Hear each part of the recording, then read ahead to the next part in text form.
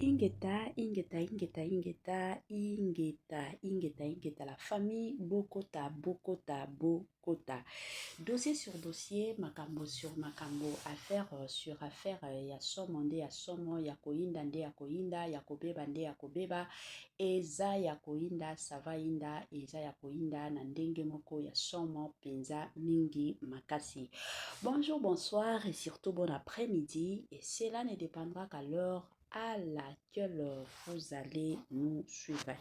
Bienvenue surtout sur notre chaîne Inès NM officielle. Bienvenue na balandi nyonso ya kala. Bienvenue na ba o nyonso ya sika. Kande tolobaka na bino boye malamu na chaîne na biso ya Inès NM officielle. En tout cas, bande konanga soki ezamba la liboso esalimi keno oya kokota na chaîne na biso ya Inès NM officielle. Kande boyebi tokosenga na bino bo s'abonner massivement. Tango bozo sabonaka bongo bobo sana pete ko klikaka sur ngonga ya notification. Malamu ngonga wana ezalaka toujours et encore que non.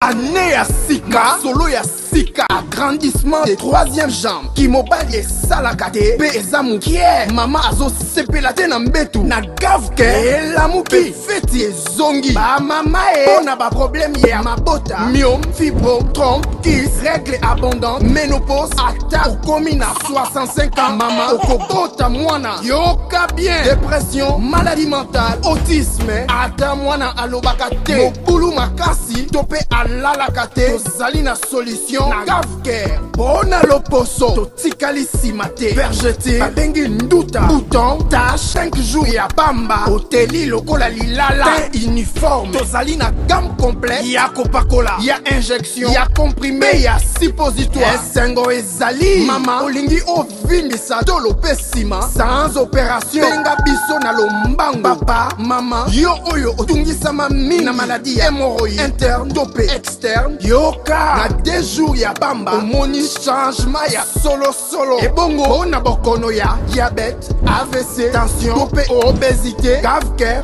golo solution, perte de poids, naturellement, okokota salle de sport, teo, na kisi ya comprimé, pe injection, na gavker, ozongi mobimba. Ba produit na biso ezali 100% naturel et salemi na ba plan na ba industrie ya Allemagne pe Angleterre na gavker oko sepela.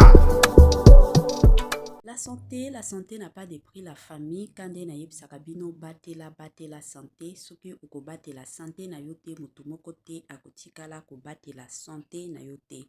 Eza toujours ya motuya, eza toujours ya malamu, en tant que moto koyebaka surtout ndenge nini ya komi batelaka. Bande konanga sango ya malamu, sango pe ya kitoko concernant Gavker ayeli bino ba solution ya kitoko pe ba solution ya malamu, ba solution penza ya makasi concernant makambo ya mabota. Pona bande kona biso nyonso o bazotungisa mingi na oyo etali makambo mabota, tosengi na bino bobenga kaka Gavker na lombangu kuna ba solution matakita, ba solution ya kitoko ezali. Voilà. Lelo toye na affaire, toye na dossier ya papa na biso comédien na kombo ya papa Elombe Sukali. Na bandi ebela bato toyebi papa Elombe ebele ya bato pe tosepelaka na ndenge ajuaka. Qu'est-ce qui se passe? Qu'est passa? Elobata bande kona biso mosusu mama Inès NM officielle. Qu'est passa? Dossier yango eza ndenge nini? Makambo yango eza ndenge nini? Oyo boye kobeta lelo lisolo concernant papa na biso Elombe. Bande konanga kande boyebi soki lelo toyebaka poutine de l'écriture la patron na Belleville kande ya ba Belleville tozana ba sila bisalo tozana ba Irsil Pechanga tozana ba décor tozana ba Naomi Lufiakenda bazana bango ibele oyo bauta na groupe Simba mutu oyo abandaki kokonza bango eza bongo papa na biso Elombe yende penza azalaki pembeni na bango yende abandaki kokoche bango soki lelo tokomona batu wana baza likolo bayebi komikotisa bayebi ko s'incarner na ba rôle nyonso c'est parce que il y avait un père oyo abandaki kokoche bango. Siko lelo bandeko na nga kande boyebi bino moko boyebi papa Elombe afingama makasi. Alors de son côté papa Elombe alobaki que non akoki kovanda ka boité ayana nuko briser moi silence sur bamakambo oyo elekaka sur les réseaux sociaux. Alors nakolinga pe natila bino bamakambo papa Elombe auti koloba tolandango biso nyonso na bukebi ngai ya bino mama Ines NM officiel na ozonga nanga pona komeka koya kosala analyse ka ndenge tomesana kosala banalise tolanda et on se retrouve juste après. C'est le plus important.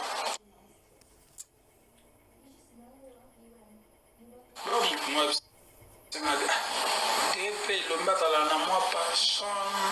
entre deux filles, c'est normal.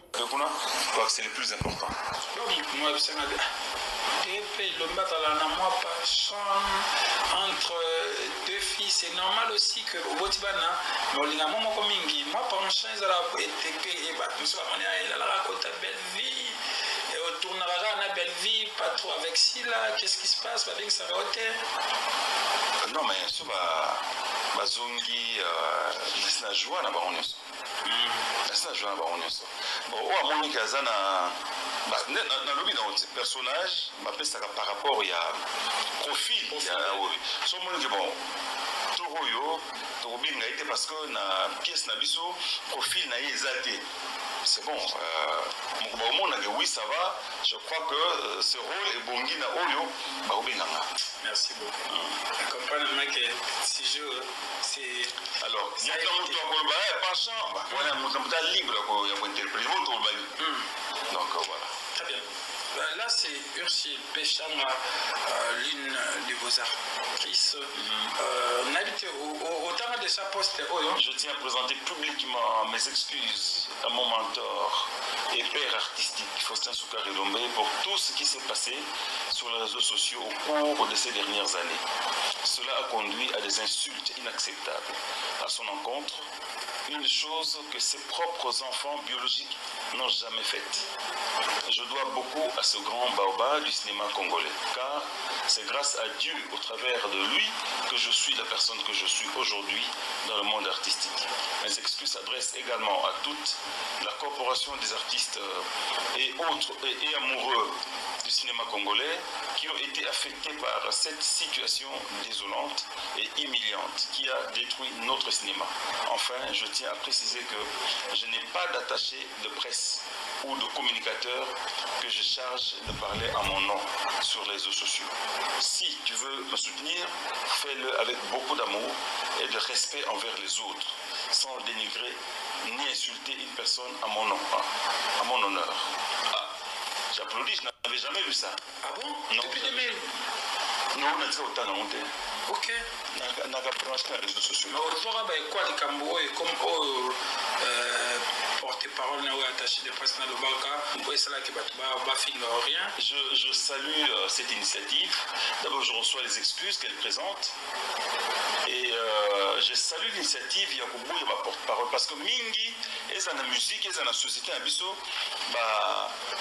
porte-parole, communicateur,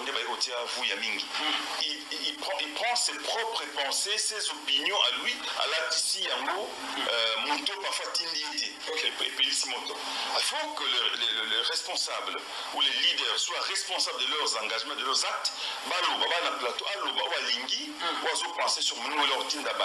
Là, je salue son initiative. Non, bravo. Très bravo. Comme ça, mettre mon cœur dans la combo naïda finga batu. So, abiso komisaye mais na resto baninga. Là, c'est profond et je salue ça. Vous êtes vraiment touché par ces messages. Oui, c'est une déclaration sincère. Black Line, ouais. Dernière fois, mon c'était quand? Yasuka Namoni, Peshanga.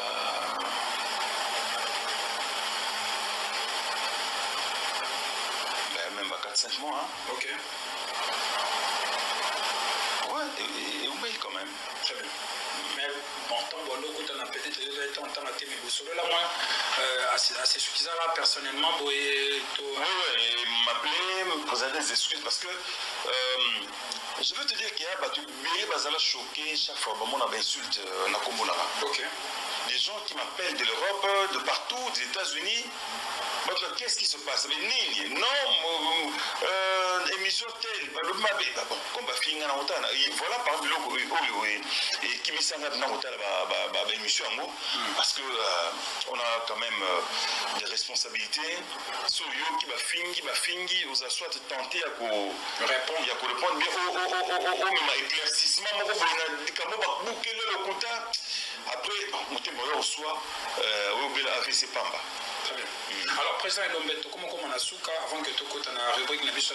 Je crois que c'est le plus important. Moi, je sais que entre deux filles, c'est normal aussi que moi, par un chien,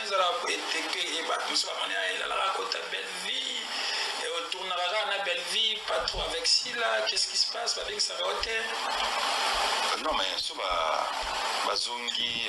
De retour la famille na bandi ebela batu biso nyonso touti koyoka toyuti kolanda makambo papa Elombe auti koloba kande na lobaka dans la vie soki mutu aye koloba cela veut dire que etondami na motema. Il y a de ces personnes qui ont vendu des années à l'obakate. Avant de qui m'a moni makambo mosusu c'est normal, mais ceux qui ont moni muto vanda pendant des années à l'obakate.